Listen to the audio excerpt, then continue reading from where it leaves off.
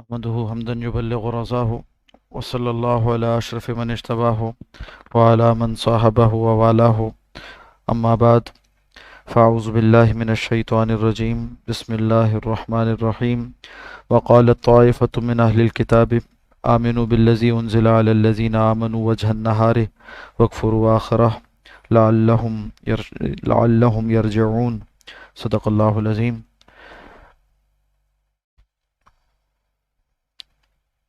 یہودیوں کے زیر اثر منافقین کا ایک ٹولہ مدینہ منورہ میں مسلسل رسول اللہ صلی اللہ علیہ وسلم اور صحابہ اکرام کو تنگ کیا کرتا تھا، اور وہ طرح طرح کی سازشیں اور نئے نئے طریقے اور حربے اختیار کرتے تھے مسلمانوں کو ناسودہ کرنے کے لیے۔ ان میں سے ایک طریقہ یہ بھی تھا کہ یہودیوں نے یہ ترغیب کروائی کہ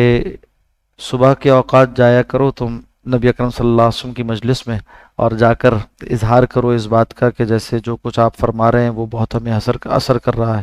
اور ہم اسے قبول کر رہے ہیں، اور ایمان قبول کر لو۔ اور پھر شام کے وقت یہ کہہ کر لوٹ آؤ کہ ہم تو ان کے قریب رہے مگر ہم نے کچھ نہیں دیکھا، یعنی کوئی فائدہ مند بات نہ پائی۔ اس طرح کیا ہوگا کہ جو سادہ دل مسلمان ہیں ان کو بھی یہ تاثر ہو جائے گا کہ شاید واقعی یہودی تو بڑے عقل مند لوگ ہیں، اور اسی طرح جو یہ منافقین ہیں دنیاوی اعتبار سے بڑے عقل مند سمجھے جاتے ہیں، جب ان کو کچھ نظر نہیں آیا تو شاید واقعی یہاں پر کوئی حقیقت نہیں ہے۔ اور ساتھ ساتھ مسلمانوں کا یہ جو رعب ہے کہ جو ایک مرتبہ اسلام سچے دل سے قبول کر لیتا ہے پھر وہ نہیں پھرتا، یہ بھی دور ہو جائے گا، اور واپسی کا راستہ یعنی کوئی ارتداد کا راستہ دروازہ کھل جائے گا۔ یہ انہوں نے سازش کی، اللہ سبحانہ و تعالی نے وحی کے ذریعے سے ان کی اس سازش کا پردہ چاک کر دیا۔ فرمایا وقالت طائفۃ من اہل الکتاب، اہل کتاب میں سے ایک گروہ یعنی یہودیوں نے کہا اپنے لوگوں سے، یعنی جو ان کے زیر اثر منافقین تھے، آمنوا بالذی انزل علی الذین آمنوا، ایمان لے آؤ اس پر جو نازل کیا گیا ہے اہل ایمان پر۔ کب ایمان لاؤ؟ وجہ النہار، یعنی ظاہری طور پر ایمان لے آیا کرو، وجہ النہار دن کے شروع کے وقت، صبح کے وقت، وَاكْفُرُوا آخرہ، اور دن ڈھلتے ڈھلتے اس کا انکار کر دو، دن کے آخری حصے میں اس کا انکار کر دو، کفر کر بیٹھو، لعلہم یرجعون، ہو سکتا ہے کہ مسلمان بھی لوٹ آئیں، یعنی سادہ دل مسلمان، ان کو تم اسلام سے پھیرنے میں اس طرح کامیاب ہو جاؤ۔ وَلَا تُؤْمِنُوا، اور ساتھ ساتھ یہ نصیحت بھی کرتے تھے کہ وَلَا تُؤْمِنُوا إِلَّا لِمَنْ تَبِعَ دِينَكُمْ، اور دیکھو بات نہ ماننا کسی کی بھی سوائے اس کے کہ جو تمہارے دین کا اتباع کرے۔ یعنی ایک خطرہ ہوتا تھا کہ اگر یہ گئے اس سازش کی نیت سے ہی جائیں گے اور رسول اللہ صلی اللہ علیہ وسلم کی صحبت میں بیٹھیں گے تو کہیں ایسا نہ ہو کہ سچ مچ کے مسلمان ہو جائیں، واقعی اسلام ان کو پسند آ جائے۔ تو ساتھ ساتھ ڈرتے ڈرتے یہ بھی کہتے تھے کہ دیکھو کسی اور کی بات نہ ماننا، اس لیے کہ ہمیں تو یہ پابند کیا گیا ہے کہ صرف بنی اسرائیلی نبی پر ایمان لائیں گے، یہاں تک ان کا فقرہ کوٹ کیا گیا۔ اس کے بعد درمیان میں ایک جملہ معترضہ ہے، یعنی ایک دوسری بات ہے جو اللہ کا قول ہے۔ اللہ نے فرمایا قل، کہہ دیجئے، ان الہدی ہدی اللہ، کہ بے شک ہدایت تو وہ ہے جو اللہ کی طرف سے ہدایت ہے، یعنی تمہارے اس طرح کرنے سے کچھ نہیں ہوگا۔ جن کو اللہ نے نعمت اسلام کی مٹھاس چکا دی ہے وہ واپس آنے والے نہیں، اور جن کی قسمت میں اللہ نے یہ نعمت ہدایت نہیں رکھی وہ ایمان لانے والے نہیں۔ یہ درمیان میں ایک جملہ تھا جو اللہ کی طرف سے ہے۔ پھر اس کے بعد واپس یہود کے قول کی حکایت شروع ہوئی، اس کو نقل کیا۔ ایوتا، وہ یہ کہتے ہیں کہ ایوتا، کہیں ایسا نہ ہو کہ دے دیا جائے، احدن، کسی کو، مثل ما اوتی، تم جیسا دیا گیا تمہیں، یعنی جیسے ایک زمانے میں نبوت اور رسالت تمہیں یعنی تم میں رہی، یہودیوں میں رہی، کہیں ایسا نہ ہو کہ تم اس بات کا اقرار کر بیٹھو کہ ویسی ہی چیز دے دی گئی ہے مسلمانوں کو، یعنی نبوت اور رسالت اب بنی اسماعیل میں چلے گئی ہے، تو اس بات کا اقرار نہ کرنا۔ او یحاجوکم، یا یہ کہ وہ جھگڑا کریں تم سے، یعنی مسلمان غالب آ جائیں تم پر، عند ربکم، اپنے رب کے پاس، یعنی دین کی بابت گفتگو کرتے ہوئے وہ حق بجانب ہو جائیں گے اور گواہی مل جائے گی تمہارے ایمان لانے سے۔ تو اپنے لوگوں کو ساتھ پکا کرتے تھے کہ دیکھو جا تو رہے ہو، کہیں ان کے دین میں نہ چلے جانا۔ قل ان الفضل بید اللہ، کہہ دیجئے کہ فضل تو کل کا کل اللہ کے ہاتھ میں، اللہ جسے چاہے ہدایت دیتا ہے، یؤتیہ من یشاء، وہ اپنے فضل میں سے دیتا ہے جسے دیتا ہے، واللہ واسع علیم، اور وہ بہت وسعت والا خوب جاننے والا ہے۔ یختص برحمتہ، وہ خاص کرتا ہے اپنی رحمت کے لیے، یعنی رسالت، وحی کے نزول، ہدایت کا سرچشمہ بنانے کے لیے، پہلے جیسے حضرت موسیٰ و عیسیٰ علیہ السلام کو کیا، ایسے اب رسول اللہ صلی اللہ علیہ وسلم کو خاص کر لیا، من یشاء، جس کو چاہتا ہے، واللہ ذو الفضل العظیم، اللہ صاحب فضل ہے، صاحب فضل عظیم ہے۔ ومن اہل الکتاب، اور بعض اہل کتاب میں سے ایسے بھی ہیں، من تامنہ بقنطار، اگر آپ ان کے پاس ڈھیروں سونا امانت رکھوا دیں، قنطار سونا چاندی کے ڈھیر کو کہتے ہیں، بہت سا مال و دولت، بہت سا مال و اسباب اگر ان کے پاس آپ رکھوا دیں، یودہی الیک، تو کوئی خیانت نہیں کریں گے، یودہی الیک، پورا پورا آپ کو لوٹا دے کے واپس کر دیں گے۔ یعنی بتایا جا رہا ہے کہ مسلمانوں کو چاہیے کہ اگر کسی میں کوئی اچھائی ہو تو اس کا اعتراف کریں۔ اہل کتاب میں بعض ایسے نیک صفت لوگ بھی ہیں، امانت داری کے وصف کے حامل لوگ بھی ہیں کہ جو خیانت سے دور ہیں، یودہی الیک، پورا پورا ادا کر دیں گے۔ ومنہم اور ان میں سے بعض ایسے بھی ہیں، من تامنہ بدینارن، اگر آپ انہیں امانت دار بنائیں، ان کے پاس امانت رکھوائیں ایک دینار، فقط ایک دینار بھی، لا یودہی الیک، وہ بھی آپ کو صحیح صحیح واپس نہیں کریں گے، یعنی اس میں بھی خیانت کریں گے، الا ما دمت علیہ قائما، سوائے اس کے کہ کوئی ان کے سر ہی پر کھڑا ہو جائے، تم ان کے سر پر کھڑے ہو کر ان سے وہ ایک دینار واپس لے لو، زبردستی تو دیں گے ورنہ دینے والے نہیں ہیں۔ ایسے خائن لوگ بھی ہیں، اتنے زیادہ حریص لالچی دنیا کے، اور یہود کا یہ وصف ہے، یہودیوں کا بنیادی وصف یہ بنا ہوا ہے کہ وہ لالچ میں گرفتار ہیں۔ اسی لیے آج دنیا بھر میں سودی معاملات کی ساری باغ ڈور ان کے ہاتھ میں ہے، اور بہت دنیا کا پیسہ انہوں نے اپنے پاس اکٹھا کر لیا ہے لالچ کے سبب۔ تو الا ما دمت علیہ قائما، سوائے اس کے کہ ان کے سر پر کوئی مسلط ہو جائے۔ ذالک بانہم، یہ اس لیے ہے، بانہم کہ وہ کہتے ہیں، ان بانہم قالو، اس لیے کہ وہ کہتے ہیں، لیس علینا فی الامیین سبیل، کہ ہم پر تو امیوں کے بارے میں کوئی سوال جواب نہیں ہے، پکڑ نہیں ہے، ہم پر سبیل نہیں ہے، یعنی ہم سے سوال نہیں ہوگا، مواخذہ نہیں ہوگا۔ کن کے بارے میں؟ امیوں کے بارے میں۔ آج بھی تورات میں لکھا ہوا ہے کہ اگر کوئی لقطہ یعنی پڑی ہوئی چیز تمہیں قیمتی مل جائے ایسے علاقے میں جو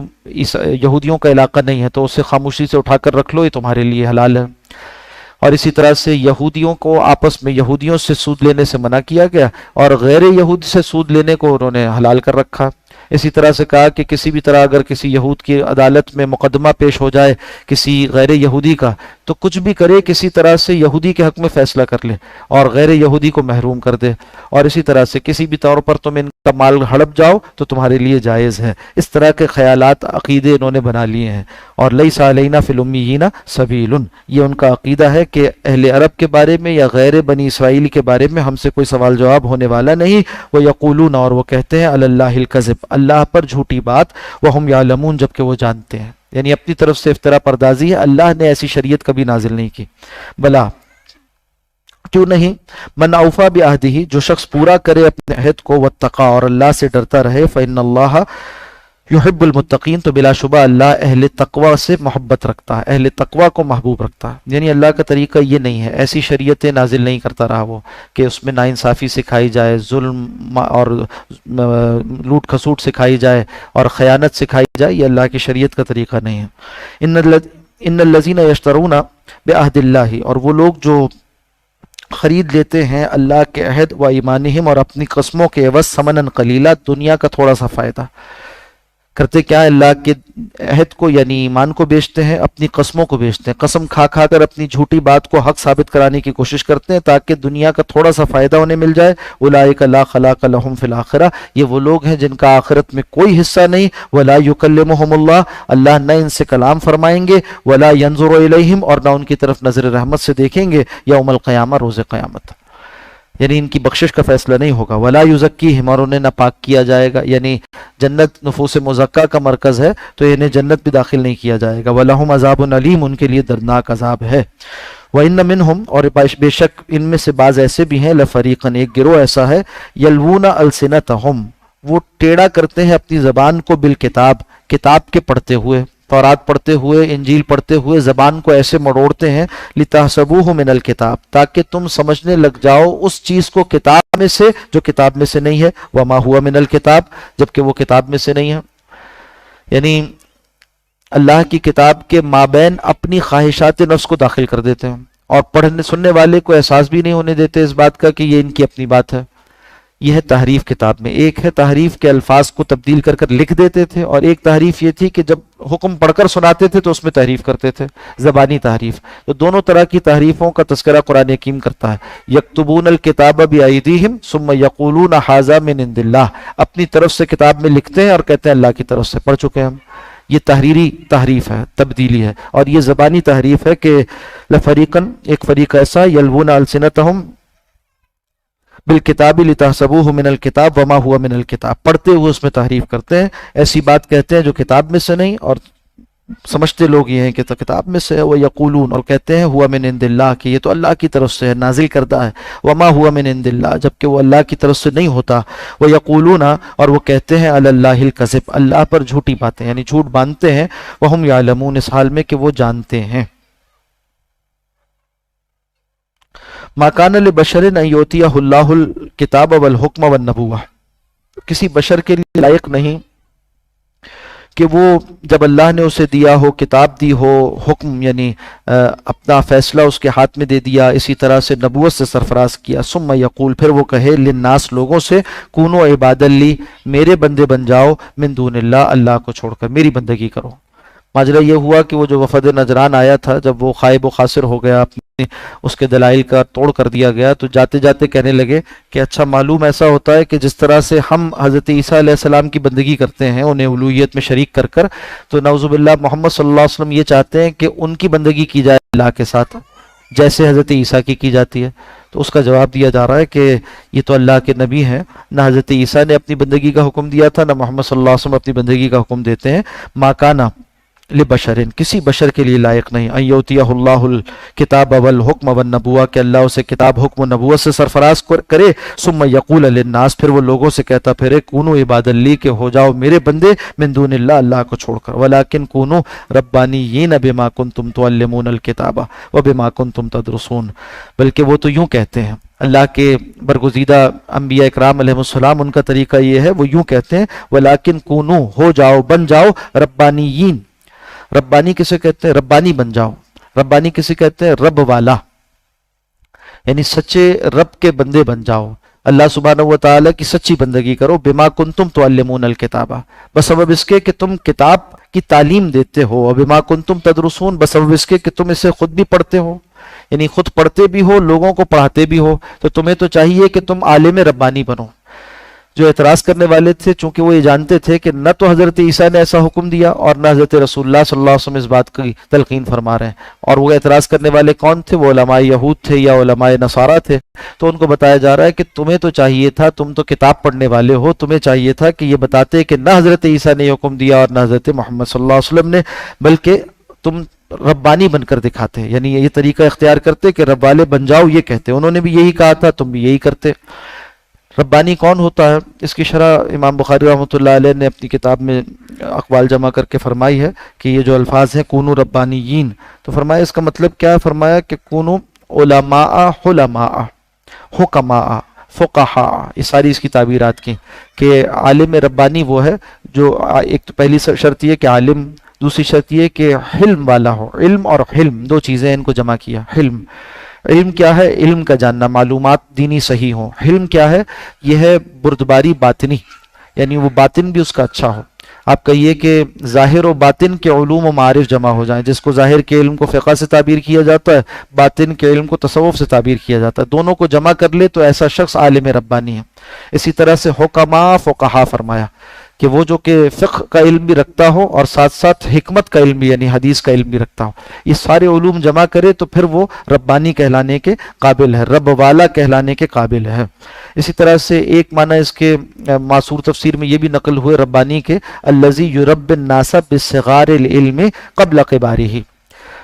ایسا عالم ربانی ہے جو لوگوں کی تربیت کرتا ہو علم کی چھوٹی چھوٹی باتوں سے، قبل اس کے کہ ان کو علم کی بڑی بڑی باتیں بتائی جائیں۔ چھوٹے مسائل، ہلکے مسائل، آسان سے مشکل کی طرف لے کر جائے، اسی طرح سے وہ باتیں جو کہ سمجھ میں آنے والی ہیں وہ سمجھائے، اور آہستہ آہستہ درجہ بدرجہ، جیسے ایک طالب علم کو ایک درجے کے بعد اگلے درجے میں، اس کے بعد اگلے درجے میں داخل کیا جاتا ہے، اس طرح سے اس کے علم کو آگے بڑھایا جاتا ہے، یہ ہے تربیت علمی۔ تو اس طرح تربیت کرنے والے کو کہتے ہیں یہ عالم ربانی ہے۔ اس میں بڑی نصیحت کا سامان ہے، اور نبی اکرم صلی اللہ علیہ وسلم کی تربیت کا اسلوب بھی یہی تھا۔ آج کیا ہوا؟ آج ہر کوئی چاہتا ہے کہ بس اعلیٰ فلسفیانہ باتیں کی جائیں، اور ایران توران کی باتیں اسے معلوم ہوں، اور لمبے چوڑے یعنی علم آخر و زمان کی باتیں ہوں، دجال آئے گا تو کیسا ہوگا، کہاں سے نکلے گا، حضرت عیسیٰ علیہ السلام تشریف لائیں گے تو کیا کیفیات ہوں گی، حضرت مہدی کے بارے میں بتایا جائے، یہ باتیں جو کہ ابھی اس کے عمل سے متعلق نہیں ہیں۔ یا اسی طرح سے وہ وحدت الوجود کا کیا فلسفہ ہے جناب، وحدت الشہود و وحدت الوجود میں کیا فرق ہے؟ بھائی آپ کا اس سے کیا تعلق؟ پھر اسی طرح سے ائمہ کے اختلافات میں دخل اندازی کریں گے، امام شافعی کا امام ابو حنیفہ سے کیا اختلاف ہے، اور امام مالک کے فقہ میں کیا فرق ہے اس میں، اور ان کے دلائل کیا ہے۔ بھئی آپ کو ابھی وضو کے فرائض نہیں پتہ، روزے کے غسل کے فرائض نہیں پتہ، نماز صحیح پڑھنی آئی نہیں ہے، اور جو ہے وہ اسی طرح سے قرآن حکیم کی تلاوت کرنا صحیح سے آیا نہیں ہے، اور یہ بڑے بڑے مسائل، اس میں بہت غور و خوض ہے اور خشوع ہے اور بڑی دلچسپی ہے، اور لمبے لمبے جو ہے وہ لیکچر سیریز اس بارے میں دیکھنے اور سننے کو تیار ہیں، مگر بنیادی علم حاصل کرو کہا جائے تو بھاگ جاتے ہیں کہ جو عقائد کے 6 بنیادی کلمے ہیں ان کا ترجمہ سیکھ لیا جائے، ان کو سمجھ لیا جائے، خود بھی اپنی یعنی نمازوں کی پابندی سیکھے، نماز میں جو کچھ پڑھ رہے ہیں اس کا ترجمہ سیکھے۔ کہتے ہیں یہ تو بچوں کے پڑھنے کی چیزیں ہیں، تو بھائی بچپن میں پڑھ لی ہوتی تو ابھی پڑھنے کی ضرورت نہیں تھی، اور اگر نہیں پڑھی تو اب یہ پڑھنے کی ضرورت ہے۔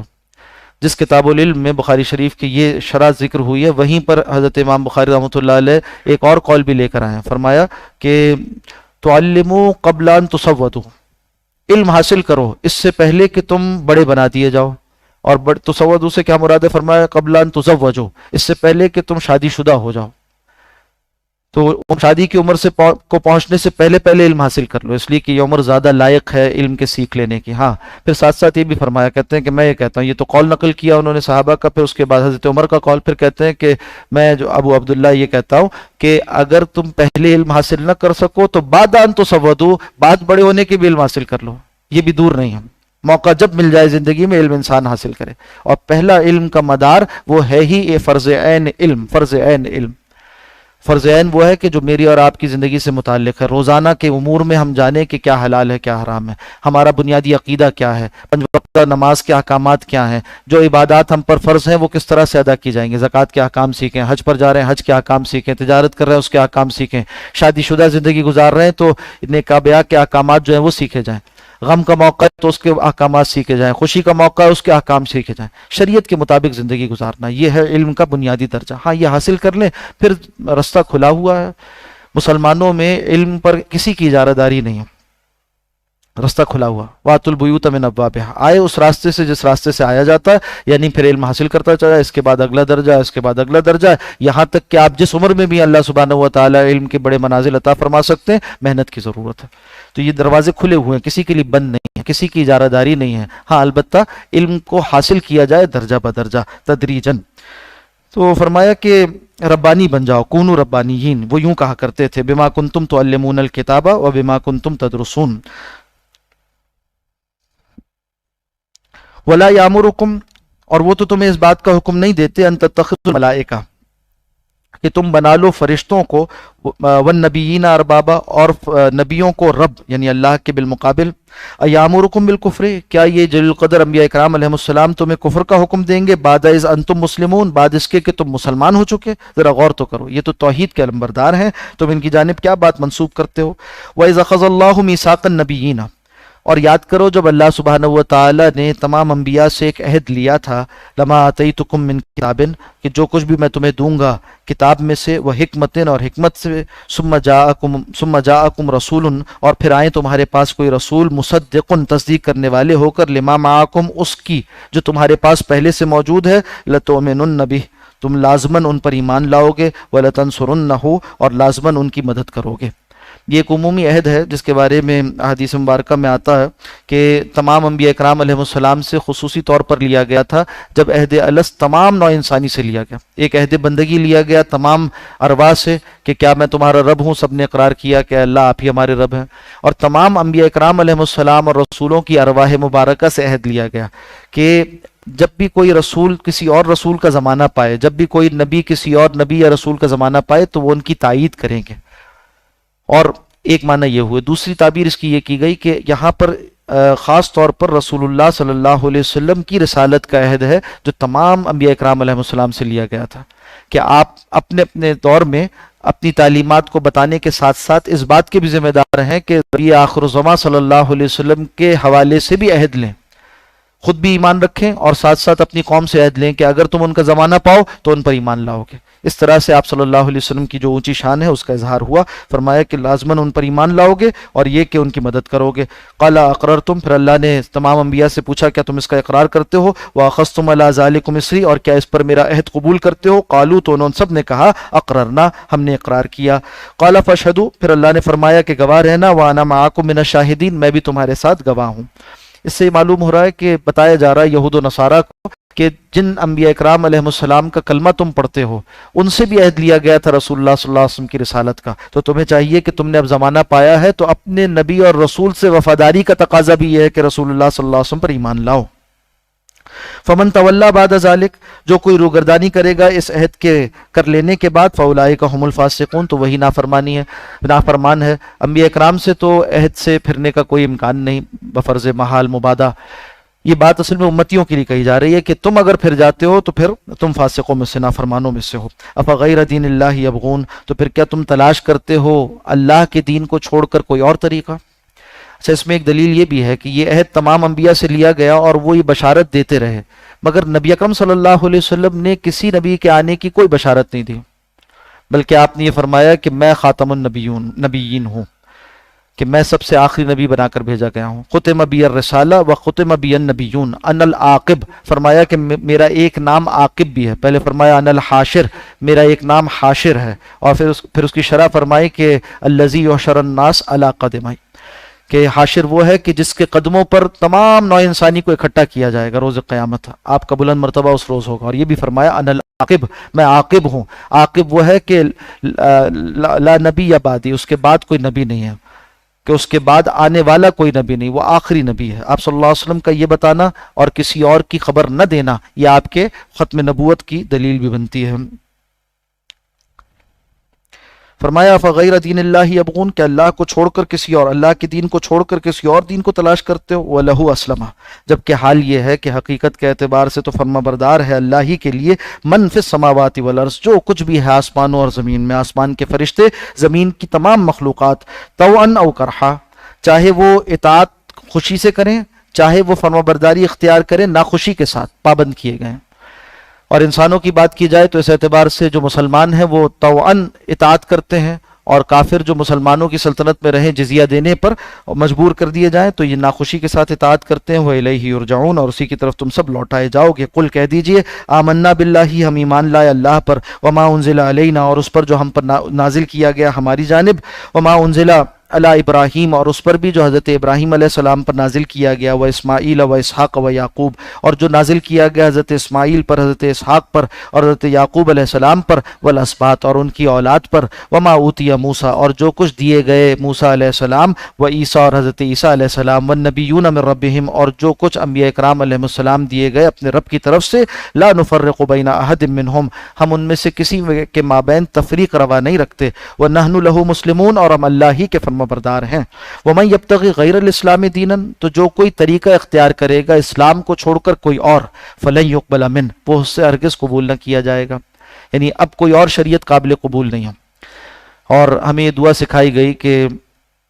اس طرح سے ہم دعا کریں، اور خاص طور پر حضرت عمر رضی اللہ تعالیٰ جب دیکھتے تھے کہ نبی اکرم صلی اللہ علیہ وسلم کسی مسئلے پر غضبناک ہیں اور آپ صلی اللہ علیہ وسلم کو ناگوار گزرا، تو اس موقع پر آپ یہ دعا پڑھتے تھے کہ رضیت باللہ ربًا وبالاسلام دینا وبمحمد صلی اللہ علیہ وسلم نبیًا، کہ ہم اس بات پر راضی ہو گئے کہ اللہ نے اسلام کو ہمارے لیے پسند کیا، ہم اسی طرح سے اللہ کے رب ہونے پر راضی ہیں اور رسول اللہ صلی اللہ علیہ وسلم کے نبی ہونے پر راضی ہیں. فرمایا وَمَن يَبْتَغِ غَيْرَ الْإِسْلَامِ دِينًا، اسلام کو چھوڑ کر کوئی اور دین اختیار کرے گا، فَلَن يُقْبَلَ مِنْهُ، وہ اس سے قبول نہیں ہوگا، وَهُوَ فِي الْآخِرَةِ مِنَ الْخَاسِرِينَ، اور آخرت میں وہ خسارہ پانے والوں میں ہوگا. کیف یہد اللہ قوما، کیسے ہدایت دے اللہ کسی قوم کو، کفروا بعد ایمانہم، جنہوں نے کفر کیا اپنے ایمان لانے کے بعد. جب تک آپ صلی اللہ علیہ وسلم کی بعثت نہیں ہوئی اس وقت تک وہ صاحب ایمان تھے کہ حضرت عیسیٰ پر ایمان رکھتے تھے، مگر اب جب بعثت ہو گئی تو اب وہ کافر قرار پا گئے، اپنے ایمان لانے کے بعد کافر ہوئے. وشہدوا، جبکہ ان کا حال یہ تھا کہ وہ گواہی دینے والے تھے اس بات پر کہ ان الرسول حق، کہ محمد صلی اللہ علیہ وسلم الرسول، خاص رسول جو اب رسول بنا کر بھیجے گئے، یہ برحق ہیں، اس لیے کہ ان کی نشانیاں ان کے پاس موجود تھیں. وجاءہم البینات، اور ان کے پاس آئیں واضح نشانیاں. واللہ لا یہدی القوم الظالمین، اور اللہ ہدایت نہیں دیتا ظالموں کو. اولئک جزاؤہم اور یہ وہ لوگ ہیں کہ ان کی سزا ہے ان علیہم لعنت اللہ کہ ان کے اوپر ہو اللہ کی لعنت، والملائکۃ اور فرشتوں کی لعنت، والناس اجمعین اور تمام لوگوں کی لعنت ان لوگوں پر ہو جو انکار کرنے والے ہیں، خالدین فیہا وہ رہیں اس لعنت میں ہمیشہ، لا یخفف عنہم العذاب اور ان پر سے عذاب ہلکا نہ کیا جائے گا، ولا ہم ینظرون اور نہ ان کو مہلت دی جائے گی، الا الذین تابوا سوائے ان لوگوں کے جو توبہ کریں، یعنی توبہ کا مطلب کیا ہے کہ ایمان لے آئیں، من بعد ذالک بعد اس کے، کس کے؟ یعنی انکار کرنے کے بعد، واصلحوا اور ساتھ ساتھ اپنی اصلاح بھی کر لیں، یعنی نیک اعمال اختیار کریں، فإن اللہ غفور الرحیم تو بلا شبہ اللہ سبحانہ و تعالی بخشنے والا نہایت رحم کرنے والا ہے، ان الذین کفروا بلا شبہ وہ لوگ جنہوں نے کفر کیا بعد ایمانہم اپنے ایمان لانے کے بعد، ثم ازدادوا کفرا پھر وہ بڑھتے چلے گئے اپنے کفر میں، پہلے تو صرف انکار کیا تھا، پھر اس کے بعد ہیلے بہانے کرتے رہے، یہاں تک کہ نبی اکرم صلی اللہ علیہ وسلم کو غلط ثابت کرنے اور آپ کے خلاف برسر پیکار آ جانے یعنی لڑنے تک کی نوبت آ گئی، ثم ازدادوا کفرا لن تقبل توبتہم ایسے لوگوں کی، ایسے سرکشوں کی توبہ قبول نہیں ہوگی، واولئک هم الضالون اور یہی لوگ گمراہ ہیں۔ یہاں پر وہ قاعدہ جاری ہو گیا کہ جب کوئی شخص ضد اور ہٹ درمی میں آگے بڑھتا ہے تو اللہ سبحانہ و تعالیٰ اس کے گناہ کی سخت سزا ایک اسے یہ دیتے ہیں کہ اس کے دل پر مہر فرما دیتے ہیں، اور جن کے دلوں پر مہر ہو جائے پھر انہیں توبہ کی توفیق نہیں ہوتی۔ یہ سخت ترین سزا ہے کہ دنیا ہی میں سزا مل جائے کہ اس کو توبہ کی توفیق نہ ہو، اب وہ گمراہ ہو کر مرتا ہے، پھر اس کا خاتمہ بالخیر نہیں ہوتا۔ ان الذین کفروا بلا شبہ وہ لوگ جنہوں نے کفر کیا، وماتوا اور وہ مر گئے، وہم کفار اس حال میں کہ وہ کافر تھے، فلن یقبل من احدہم ملء الارض ذہبا تو ان سے قبول نہ کیا جائے گا زمین بھر سونا، ان سے قبول نہ کیا جائے گا اگر وہ زمین بھر سونا بھی دینا چاہیں، وَلَوْ افتدا بِهِ وہ فدیے میں دے کر چھوٹنا چاہیں۔ پہلی بات تو یہ ہے کہ مر گئے، اب ان کے پاس سونا ہے نہیں کہ وہ دے دیں، اور اگر بفرض محال ایسا ہو بھی جائے تب بھی یہ ان سے قبول نہیں کیا جائے گا۔ معلوم ہوا کہ جب تک انسان زندہ ہے اور اس کو مرض وفات طاری نہیں ہو جاتا، مرض الموت میں وہ مبتلا نہیں ہو جاتا، اس وقت تک اس کی توبہ قبول ہوتی ہے۔ حدیث میں آتا ہے کہ ان اللہ یقبل توبۃ العبد ما لم یغرغر اللہ قبول کرتا ہے ایک بندے کی توبہ جب تک موت اس کے گلے میں نہ آ جائے، یعنی گلے میں آواز پیدا ہونا شروع ہو جائے، جو آخری ہچکیوں کی آواز ہوتی ہے وہ جب تک نہ پیدا ہو جائے اس وقت تک اللہ توبہ قبول فرماتے ہیں۔ دو اجلیں ہیں توبہ کے لیے، دو اجل متعین کی گئی، ایک فرد کی توبہ ہے اس کے لیے یہ ما لم یغرغر شرط لگائی گئی کہ موت سے پہلے آثار موت کے آنے سے پہلے توبہ کر لے، قابل قبول ہے، جتنے گناہ کیے ہوں جو کیا ہو قبول ہے اگر موت کے آثار سے پہلے توبہ کر لے۔ اور دوسری ہے قوموں کی توبہ، پوری قوم اس کے لیے، اور یعنی مجموعے کی توبہ، اس کے لیے اس بات کو علامت بنایا کہ جب تک حدیث میں اس بات کا ذکر آتا ہے کہ جب سورج مغرب سے طلوع ہو جائے گا تو باب التوبہ بند کر دیا جائے گا۔ اب اگر پوری قوم بھی آ کر دعا کرے اللہ سے کہ اللہ ہم توبہ کرتے ہیں تو اب قبول نہ کی جائے گی، یعنی اجتماعی توبہ کے لیے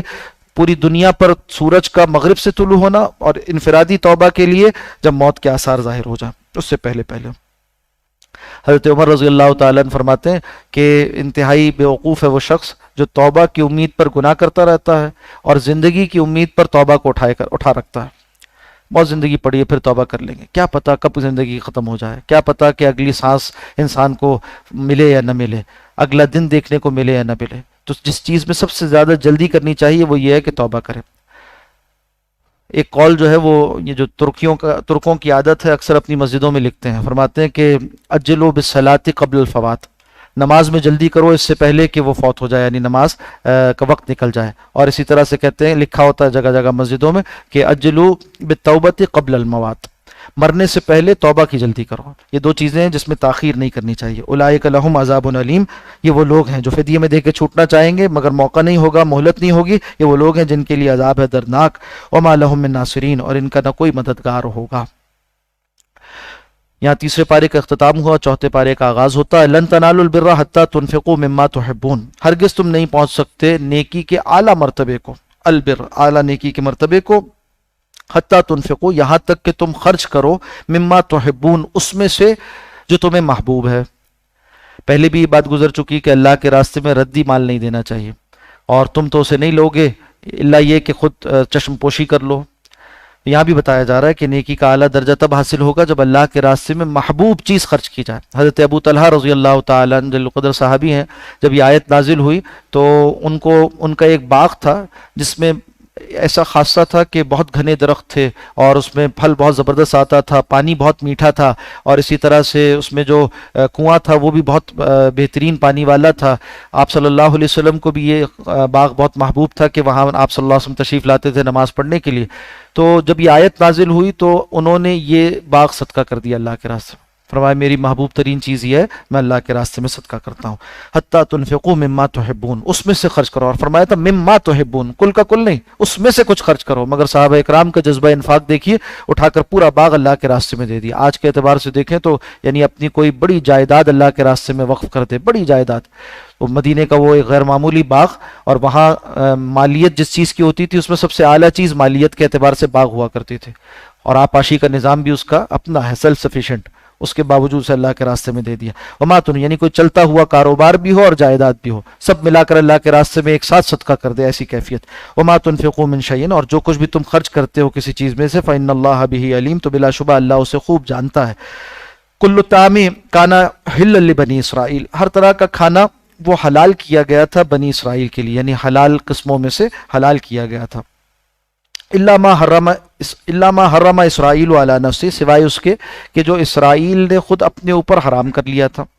اسرائیل لقب ہے حضرت یعقوب علیہ السلام کا۔ اسرا اس کا معنی ہے عبد، غلام۔ ایل اللہ سبحانہ و تعالیٰ کو عبرانی زبان میں کہتے ہیں، تو اللہ کا بندہ حضرت اسرائیل یعنی حضرت یعقوب علیہ السلام، ان کو عرق النساء کا مرض تھا، یعنی جس کو شیاٹک پین کہتے ہیں نا، تو اس مرض میں مبتلا تھے، کافی پرانا تھا، بہت عرصے کا تھا۔ تو انہوں نے اللہ سے یہ نیت مان لی، منت مان لی کہ اگر یہ میرا مرض دور ہو جاتا ہے تو میں اپنی ایک محبوب شے جو غذا میں مجھے محبوب ہے وہ استعمال نہیں کروں گا۔ ان کو اونٹ کا گوشت محبوب تھا، انہوں نے یہ نیت کر لی، اور یہ ایک شخصی نیت تھی، اور اس وقت تک شریعت میں جائز تھا۔ اب شریعت اسلامیہ میں جائز نہیں ہے کہ کسی بھی حلال چیز کے بارے میں انسان یہ قسم کھا لے کہ یہ مجھ پر حرام ہے۔ ایسی قسم کھائے گا تو اس کا توڑنا لازم ہے، سورہ تحریم میں پڑھ لیں گے۔ تو انہوں نے اس وقت چونکہ جائز تھی تو ایسی قسم کھا لی، اور یہ نہیں کہا کہ پوری امت پر حرام ہے یا شریعت میں حرام ہے، صرف اپنے لیے اس کو ممنوع کر لیا۔ بعد میں بنی اسرائیل نے زیادتی کرتے ہوئے کیا کیا کہ اس کو اپنے لیے حرام ٹھہرا لیا، اور جب انہوں نے یہ کیا تو اللہ نے اس کو ان کے لیے واقعی حرام کر دیا۔ تو الا ما حرم اسرائیل علی نفسی من قبل ان تنزل التوراۃ، اس سے پہلے کہ تورات نازل ہوتی ہے، تو اس سے پہلے کا واقعہ ہے۔ تورات حضرت موسیٰ پر نازل ہوئی، حضرت یعقوب ان سے پہلے ہو گزرے۔ قل کہہ دیجئے کہ ان سے کہیے فاتو بالتوراۃ، لاؤ ذرا تورات، فتلوہا، اور اسے پڑھ کر سناؤ، ان کنتم صادقین، اگر تم سچے ہو، جو تم یہ کہتے ہو۔ اعتراض کر رہے تھے وہ کہ آپ کہتے ہیں کہ آپ حضرت ابراہیم کے طریقے پر ہیں اور اس شریعت کو بھی مانتے ہیں، تو وہاں تو اونٹ کا گوشت حرام تھا اور آپ استعمال کرتے ہیں۔ تو بتایا گیا کہ یہ اصلاً حرام نہیں تھا، اور اسی طرح شریعت محمدیہ میں بھی حرام نہیں ہے۔ فمن افترى علی اللہ الکذب، بس جس نے باندھا اللہ پر جھوٹ، من بعد ذالک، اس کے بعد کے یعنی بات واضح ہو جانے کے بعد، فاولئک هم الظالمون، وہی لوگ ظالم ہیں۔ قل صدق اللہ، کہہ دیجئے اللہ نے سچ کہا۔ فاتبعوا ملت ابراہیم حنیفا، اتباع کرو ملت ابراہیم کی جو بالکل یکسو ہے، اور دوسرے معنی یہ ہوں گے کہ اتباع کرو یکسو ہو کر حضرت ابراہیم علیہ السلام کے طریقے کی۔ وما کان من المشرکین، اور وہ حضرت ابراہیم علیہ السلام ہرگز شرک کرنے والوں میں سے نہیں تھے۔ ان اول بیت وضع للناس، بلا شبہ پہلا گھر جو لوگوں کے لیے متعین کیا گیا، وضع متعین کیا گیا، یہ تو جب سے کائنات بنی اللہ نے اس جگہ کو مقرب بنایا تھا، ایک یعنی اہم جگہ بنا دیا تھا، اور پہلا گھر تھا، اس کے لیے یہاں پر یہ دلیل بن گئی۔ ان اول بیت، یہ معلوم ہو گیا کہ بیت المقدس قبلہ اول نہیں ہے، بلکہ اصلاً قبلہ اول خانہ کعبہ ہی ہے۔ ہاں اس اعتبار سے کہ ہمارے لیے امت مسلمہ کے لیے کچھ عرصے کے لیے قبلہ اول تھا، قبلہ اول کہہ دینا درست ہو گیا۔ تو ان اول بیت وضع للناس، پہلا مقام گھر جو وضع کیا گیا یعنی مقرر کیا گیا لوگوں کے لیے، للذی ببکہ، وہ وہی ہے جو بکہ میں ہے۔ بکہ مکہ کا ایک اور نام ہے، ایک اور تلفظ ہے، عربوں کیا کئی تلفظات ہوتے تھے، ایک ہی لفظ کے کہنے کے کئی طریقے ہوتے تھے۔ قرآن حکیم میں اس کی اور بھی مثالیں اپنے مقامات پر آئیں گی، کہیں جو ہے وہ الیاسین کہا الیاس علیہ السلام کو، اسی طرح سے اور۔ تو یہاں پر مکہ اور بکہ ایک ہی جگہ کے دو نام ہیں۔ مبارکن، بڑی بڑی بابرکت جگہ ہے۔ ہدی للعالمین، لوگوں کے لیے، جہان والوں کے لیے ہدایت کا مقام ہے۔ قرآن حکیم بھی ہدایت کا ذریعہ ہے، اور مکہ مکرمہ بھی ہدایت کا مقام ہے۔ اور کیا شک ہے اس میں کہ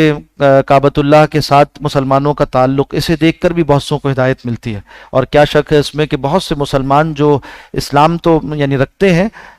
کلمہ گو ہیں، مگر زندگی ہدایت یافتہ نہیں ہوتی، مگر جب حج پر جاتے ہیں تو واپس آتے ہیں اور ہدایت یافتہ ہو جاتے ہیں۔ تو اللہ نے اس کو بھی ہدایت کا مقام بنایا، وہ ہدی للعالمین، ہدایت کا ذریعہ ہے جہان والوں کے لیے۔ اس نیت کے ساتھ حج پہ جانا چاہیے۔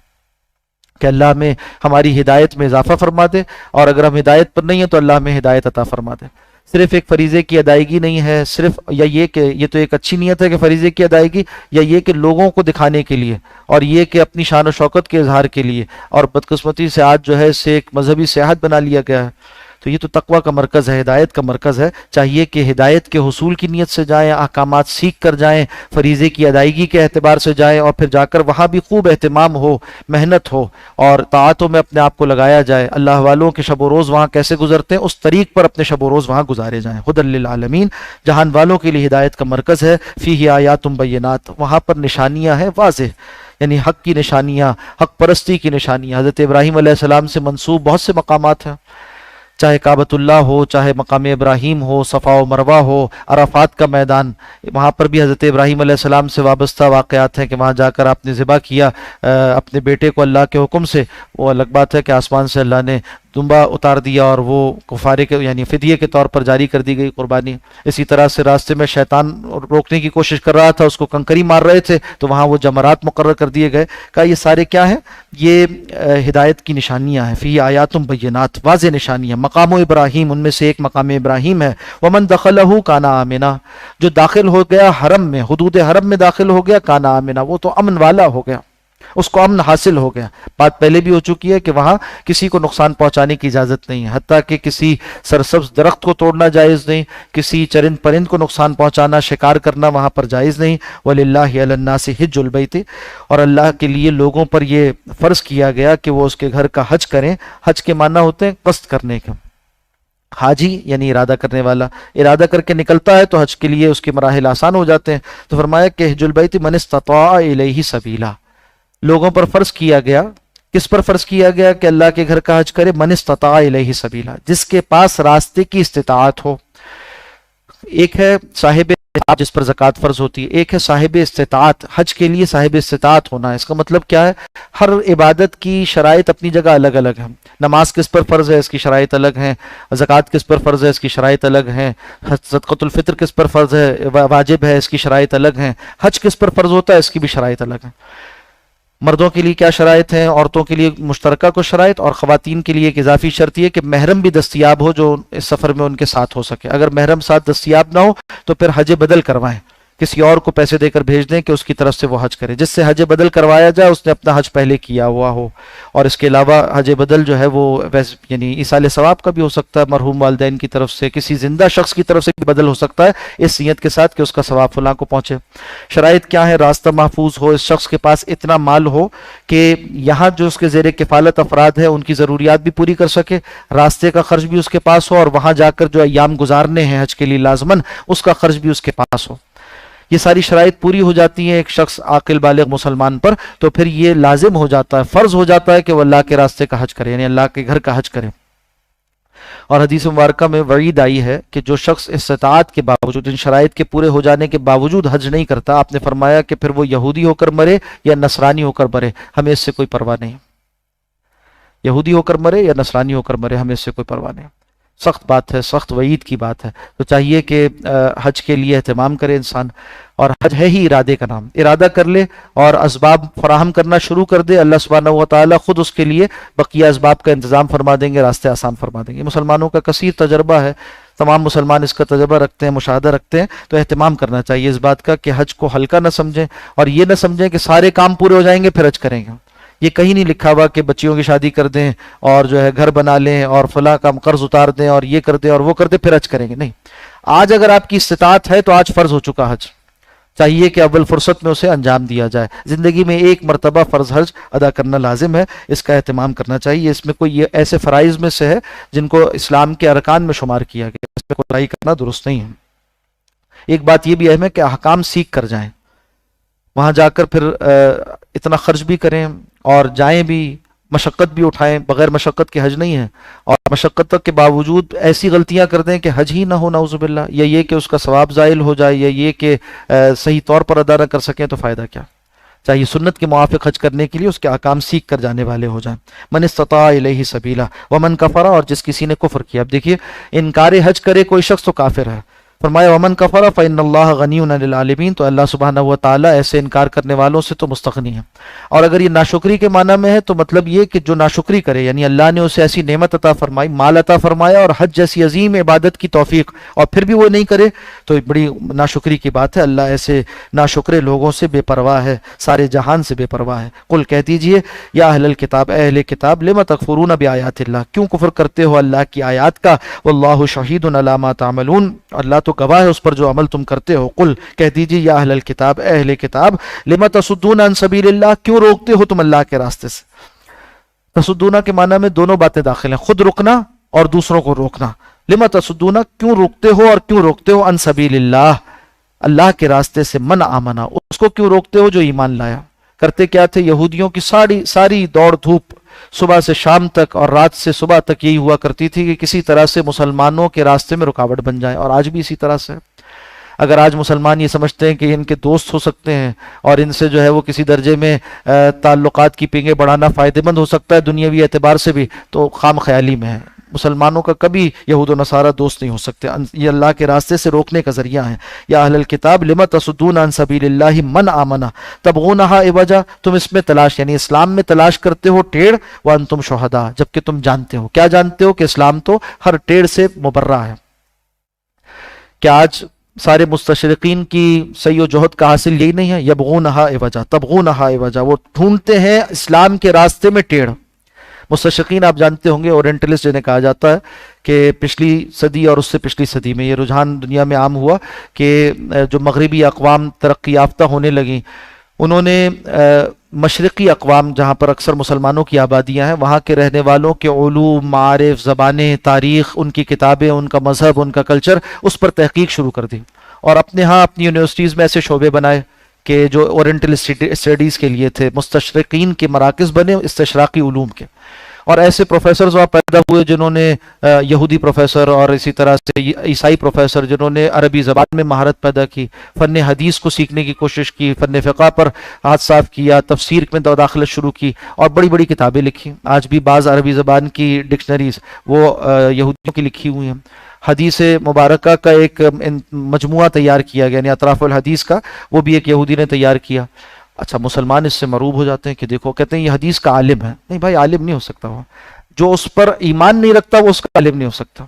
اور اس میں نعوذ باللہ اعزاز سمجھنے لگے مسلمان کے جا کے ایسے مستشرقین، ایسے اورینٹلسٹ جو گزرے ہیں یا ہیں موجود، ان کے انڈر پی ایچ ڈی کریں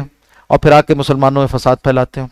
بڑے فخر سے بتلاتے ہیں کہ بھائی ہماری جو ہے وہ پی ایچ ڈی فلاں یہودی پروفیسر کے تحت ہے، اسلام کے موضوع پر۔ عجیب بات ہے، یعنی جن کے خلاف اسلام جا بجا بات کر رہا ہے، قرآن حکیم از اول تا آخر ان کو مسلمانوں کا دشمن بتا رہا ہے، اگر اور ان کے حقائق کو کھول رہا ہے، انہیں یہ تو نصیب نہ ہوا قرآن و سنت پڑھ کے کہ ایمان لے آتے، اور آپ کو یہ بڑا اچھا لگ رہا ہے کہ جا کے ان کے پاس پی ایچ ڈی کریں، تو کیا حاصل ہوگا؟ اسلام تو ہدایت سے آغاز کرتا ہے اپنی بات کا، جس کو اس کی ہدایت نہ ملے، اس کے علوم اس کے کسی کام کے نہیں، اور اس کو اپنے لیے اعزاز سمجھنا اور زیادہ عجیب و غریب بات ہے۔ پھر مسلمان عوام کا یہ حال کہ ایسے لوگوں سے دین پڑھنا، فلاں یونیورسٹی میں فلاں یہودی پروفیسر سے پی ایچ ڈی کر آیا، اقتصادیات کا ماہر ہے، فلاں جو ہے وہ تفسیر کا ماہر ہے، فلاں یہودی کے پاس پڑھا ہوا ہے، کوئی بات ہے؟ ہمارے یہاں تو اعزاز یہ ہے کہ ہمارے استاذ ان کی سند عالی ہے، رسول اللہ صلی اللہ علیہ وسلم سے ان کی سند کتنے کم واسطوں سے ہے، ان کے استاد فلاں استاد ہیں، یعنی وہ اللہ والے، جو کسی اللہ والے کا شاگرد رہا، یہ اعزاز ہے نا، کہ ان کی زندگی جو ہے وہ صبح و شام اللہ کے دین کے لیے صرف تھی، وہ جو ہے بڑے کسی صوفی کا تربیت یافتہ ہے، وہ بڑے کسی مجاہد کا تربیت یافتہ ہے، وہ بڑے کسی عالم، مفسر، فقیہ، محدث اس کا شاگرد ہے، یہ اعزاز ہے، سند عالی ہے اس کی۔ اس کے اور رسول اللہ صلی اللہ علیہ وسلم کے مابین کتنے واسطے ہیں؟ کم سے کم واسطے ہوں گے تو اس کی سند عالی ہو گئی، یہ اعزاز کا باعث ہوتا ہے، سند اسے کہتے ہیں۔ یہ کون سی بات ہوئی کہ ان سے علم حاصل کیا جائے اور اس پر اعزاز سمجھا جائے؟ بتایا گیا کہ وہ تو ٹیڑھ تلاش کرتے ہیں، اور ایسی ایسی باتیں، عجیب غریب باتیں، یعنی دنیا کا ہر بیہودہ اعتراض انہوں نے کیا ہوا اسلام پر، اور لوگ اس پر پھر کہتے ہیں تحقیق ہونی چاہیے، اور بھیجتے بھی رہتے ہیں آئے دن۔ ہمارے دارالفتہ میں بھی سوالات آئیں گے کہ دیکھیے یہ ایک تحقیق ہوئی ہے، پتہ چلا ہے کہ کعبۃ اللہ جسے قرآن حکیم میں کہا جاتا ہے، یہ مکہ میں نہیں واقع بلکہ جو اردن میں پیٹرا کے کھنڈرات ہیں یہ اصل میں ہے، اور یہ ایک عیسائی نے تحقیق کیا، تو اب مسلمانوں کو چاہیے اس پہ تحقیق کریں۔ لا حول ولا قوت، یہ کوئی تحقیق کا موضوع ہے؟ یعنی آپ اپنی ہر بنیاد کو ان کے کہنے پر قربان کر دینے کو تیار ہیں، اتنے زیادہ بے مایا ہو چکے، بے اصل ہو چکے، ساری اپنی بنیادیں کھوکھلی کر دی ہیں، یہ حال ہو گیا۔ جو وہ کہیں اس پر کہتے تحقیق ہونی چاہیے۔ بھائی تحقیق کی تو باتیں وہ ہوتی ہیں جس میں اختلاف کا امکان ہو، جو محکمات ہیں، مسلمات ہیں، ان میں کوئی تحقیق نہیں ہوتی۔ بس اتنی بات کافی ہے، اور کیا سخت بات عرض کریں۔ فرمایا کہ یا تبغونہا عوجا، وہ اس میں ٹیٹ تلاش کرتے، وانتم شہداء، اور تم گواہ ہو، یعنی وہ جانتے بوجھتے ہوئے بھی تم اس میں ٹیٹ تلاش کرتے ہو۔ وما اللہ بغافل عما تعملون، اللہ سبحانہ و تعالی غافل نہیں ہے اس سے جو عمل تم کرتے ہو۔ یا ایھا الذین آمنوا، اے لوگوں جو ایمان لائے ہو، ان تطیعوا فریقا من الذین اوتوا الکتاب، اگر تم نے بات مان لی اہل کتاب میں سے ایک فریق کی، یردوکم، تو وہ تمہیں لازماً لوٹا دیں گے، بعد ایمانکم کافرین، تمہارے ایمان لانے کے بعد واپس تمہیں کفر میں۔ یہ ہے ان کا مطمع نظر، یہ ہے ان کی خواہش، حتمی خواہش یہ ہے، وہ یہ کرنا چاہتے ہیں اگر تم ان کو قبول کر لو گے تو پھر یہاں تک پہنچ جاؤ گے۔ وَكَيْفَ تَكْفُرُونَ، ذرا غور تو کرو تم کیسے کفر کرو گے۔ وَأَنْتُمْ تُتْلَى عَلَيْكُمْ آیات اللہ، کہ تم ہی وہ ہو کہ جس پر اللہ کی آیات تلاوت کی جاتی ہیں۔ وَفِيكُمْ رَسُولُهُ، اور اس کے رسول، سچے رسول محمد صلی اللہ علیہ وسلم تمہارے اندر موجود ہیں، تمہارے مابین موجود ہیں۔ جب تک آپ صلی اللہ علیہ وسلم صحابہ اکرام کے مابین موجود تو بنفس نفیس موجود، اور بعد میں آپ کی تعلیمات موجود ہیں۔ رسول اللہ صلی اللہ علیہ وسلم کی تعلیمات کو امت نے اس طرح محفوظ کیا ہے کہ ایک شخص بغیر کسی اشتباہ کے بالکل حقیقت کے ساتھ اس بات کو جان سکتا ہے کہ آپ صلی اللہ علیہ وسلم کا طریقہ کیا تھا۔ حدیث شریف کا علم محدثین نے اس محنت کے ساتھ مرتب کیا اور ہر غبار کو دور کر دیا۔ آپ صلی اللہ علیہ وسلم کے طریقوں کو، آپ کے شب و روز کو مجموعہ حدیث میں، حدیث کے ذخیرے میں ایسے محفوظ کیا گیا کہ یہ کہا جائے وفیکم رسولہ، تو یہ معنی آج بھی درست ہے کہ ان کی تعلیمات روز روشن کی طرح بالکل تمہارے سامنے آویزاں ہیں، موجود ہیں، اور ہر اعتراض کا جواب بھی دیا ہے۔ اور وہ نقل کرنے والے، آپ صلی اللہ علیہ وسلم کے شب و روز کو نقل کرنے والے افراد، ان کے اوپر جو تحقیق ہوئی ہے، ان کی صداقت پر، ان کی گواہی سچی ہے یا نہیں، ان کے اوپر جو تحقیق ہوئی ہے، بڑا عظیم الشان علم وجود میں آیا، جیسے علم اسماء الرجال کہتے ہیں، تاکہ کوئی شائبہ اور شک نہ رہے کہ رسول اللہ صلی اللہ علیہ وسلم کی تعلیمات کیا تھی۔ اس کے بعد بھی، اتنے روشن ماخذات کے بعد بھی کہیں اور سے ہدایت لینا چاہتے ہو۔ وفیکم رسولہ ومن یعتصم باللہ، تو جو کوئی مضبوطی سے پکڑ لے اللہ کو، یعنی